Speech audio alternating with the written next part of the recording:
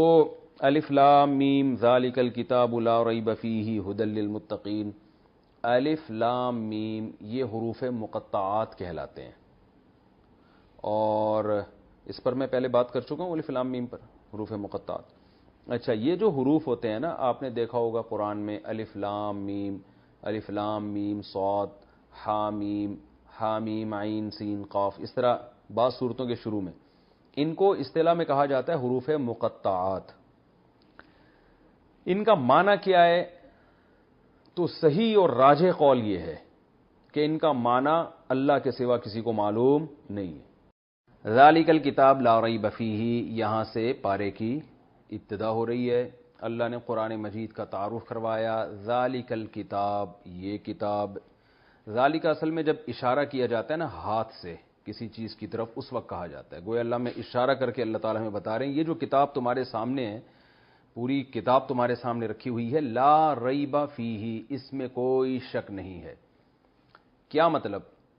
اس میں کوئی شک نہیں ہے کہ یہ اللہ کا کلام ہے، ایک بات، اس میں کوئی شک نہیں ہے۔ دوسرا، یہ تحریف سے پاک ہے، اس میں کوئی شک نہیں ہے۔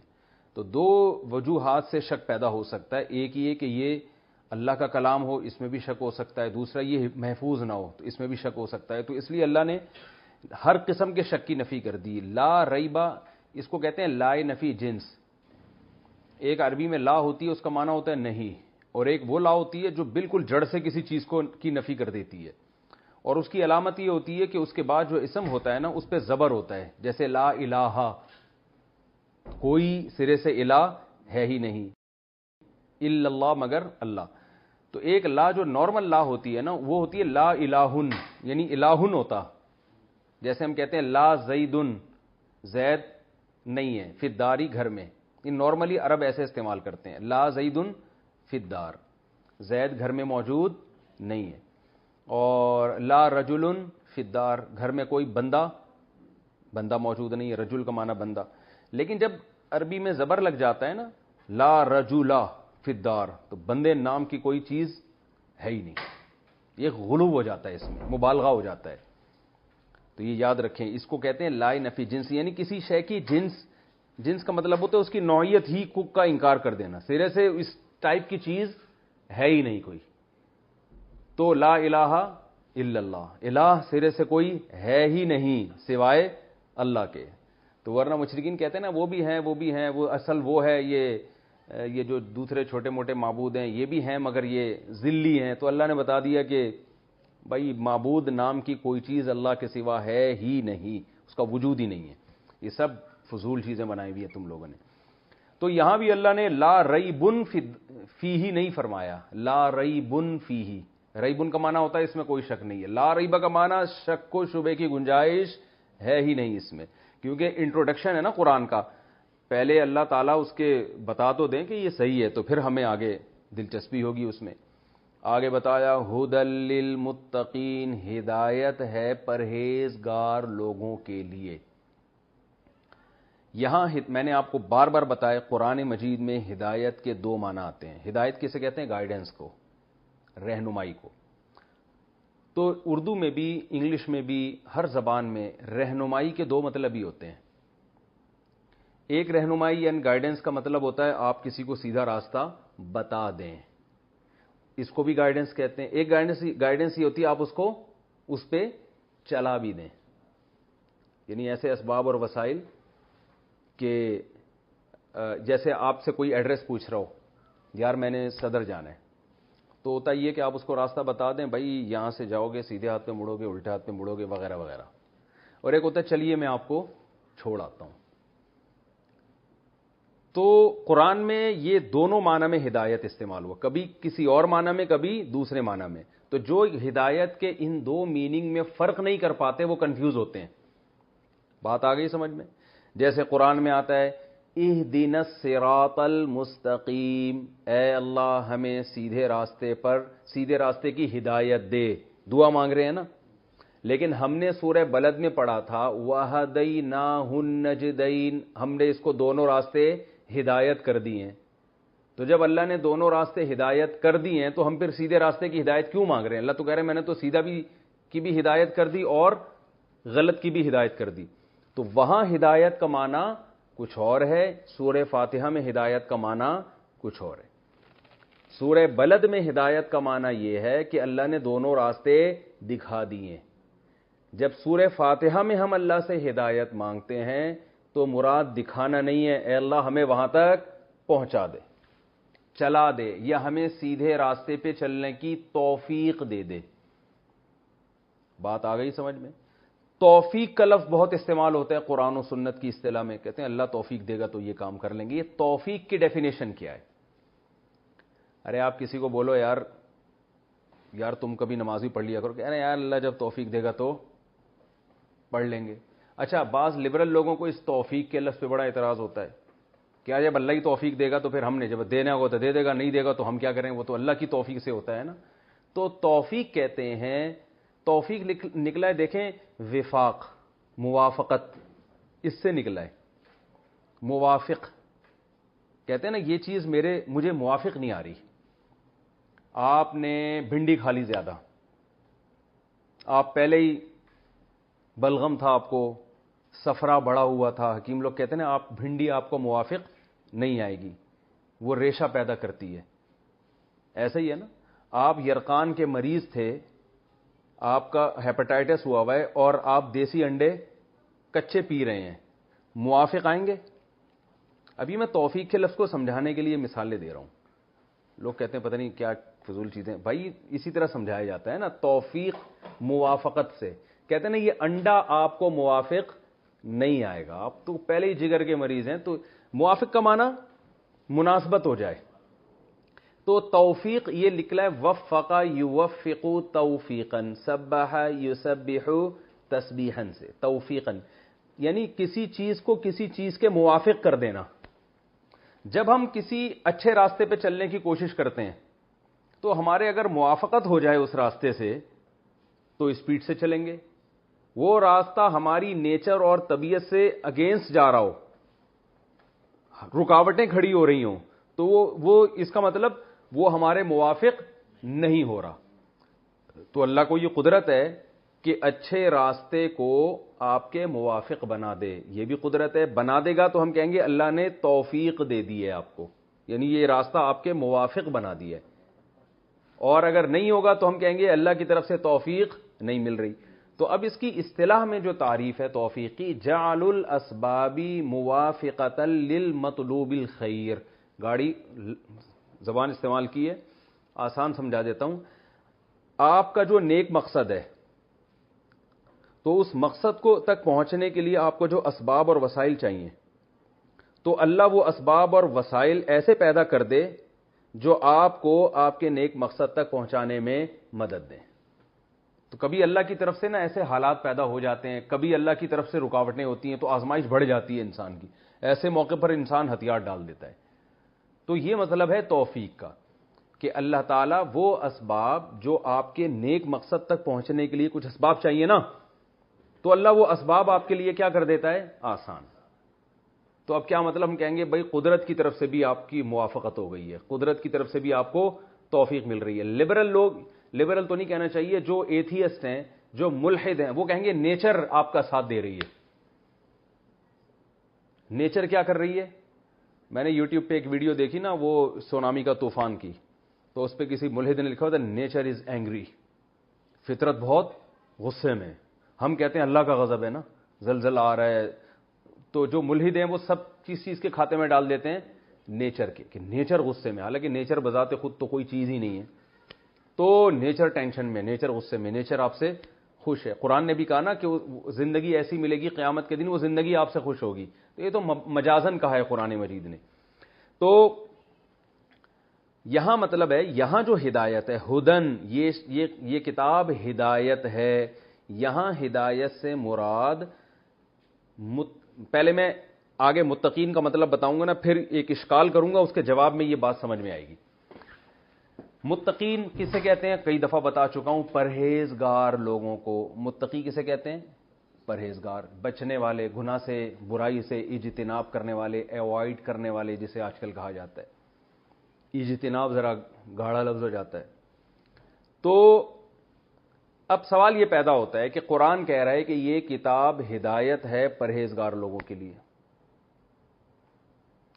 سوال پیدا ہوتا ہے ایک جگہ قرآن کہہ رہا ہے ہم نے ہر ایک کو ہدایت دے دی ہے, ہر ایک کو ہدایت وَهَدَيْنَاهُ النَّجْدَيْنِ, ہم نے ہر ایک کو ہدایت دے دی ہے. تو پہلا سوال تو یہ ہوگا یہاں قرآن کہہ رہا ہے ہدایت ہر ایک کے لیے نہیں ہے بلکہ کس کے لیے؟ متقین کے لیے. تو یہ دو آیتیں آپس میں کیا ہو رہی ہیں؟ ٹکرا رہی ہیں. دوسرا اعتراض یہ ہوگا متقی کہتے ہیں گناہ سے بچنے والا, تو جو پہلی بچنے والا ہے اس کو ہدایت کی ضرورت کیا ہے؟ بہت مشکل ہے بات سمجھانا. بھائی ہم ہدایت کا ترجمہ یہ کرتے ہیں, پہلا دوبارہ سے سب دماغ سے نکال دیں, دوبارہ اشکال دہراتا ہوں میں. سوال پیدا ہوتا ہے قرآن سورہ بلد میں کہہ رہا ہے کہ ہم نے ہدایت دے دی ہے انسان کو, دونوں راستوں کی ہدایت ہم نے دے دی ہے. یہاں قرآن کہہ رہا ہے صرف متقین کے لیے ہدایت ہے, کسی اور کے لیے نہیں ہے. یہ ایک اعتراض, دو آیتیں ٹکرا رہی ہیں. اس اعتراض کا جواب ہم یوں دیتے ہیں کہ وہاں ہدایت کا معنی تھا راستہ دکھانا, یہاں ہدایت کا معنی ہم لیں گے راستے پہ چلانا. تو متقین کو یہ سیدھے راستے پہ چلائے گا, دوسروں کو نہیں چلائے گا. یہ اشکال تو ایسے حل ہو گیا.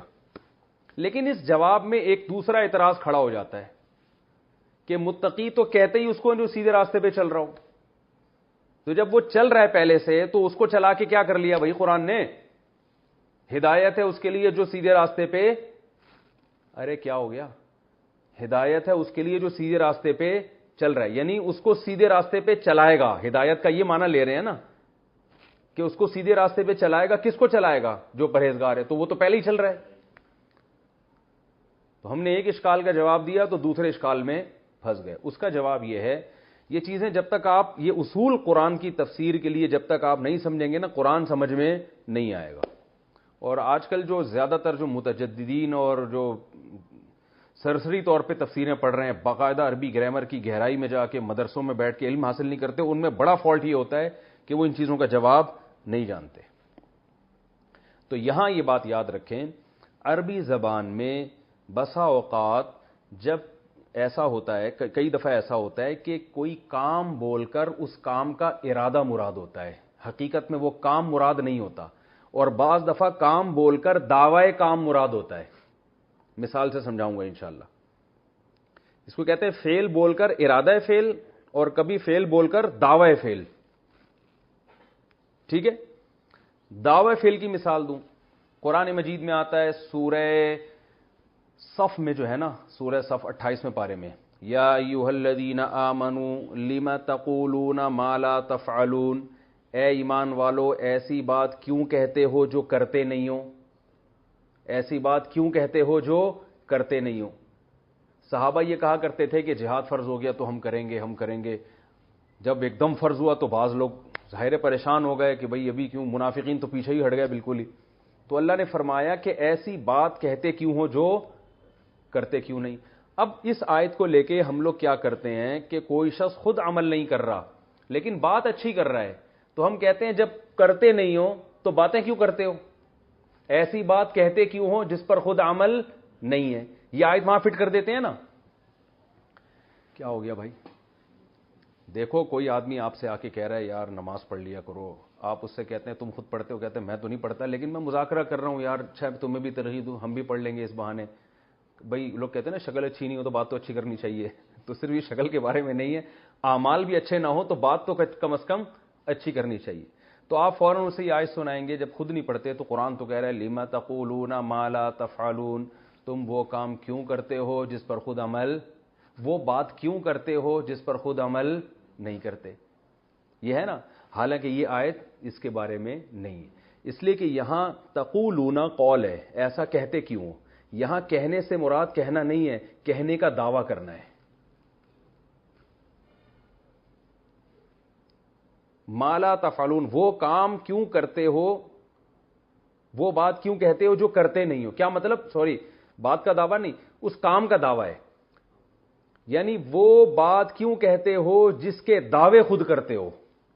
تو ایسی چیز کا دعویٰ کرنا غلط ہے جس پر آپ عمل نہ کر سکو. کیونکہ آیت کا شان نزول کیا ہے کہ صحابہ نے کہا جہاد جیسے ہی فرض ہوگا ہم کریں گے، تو ایک کام کا دعویٰ کیا نا، تو اللہ نے فرمایا وہ بات کہتے کیوں ہو جو کر نہیں سکتے، یعنی اس بات کا دعویٰ کیوں کرتے ہو جو کر نہیں سکتے. تو یہاں جہاد مراد نہیں ہے بلکہ جہاد کا دعویٰ. فعل بول کر دعوی فعل مراد ہے، وہ کام جس کا تم دعویٰ کرتے ہو تو وہ کام اس کے دعوے مت کیا کرو، دعویٰ اسی کام کا کرو جو کر سکتے ہو.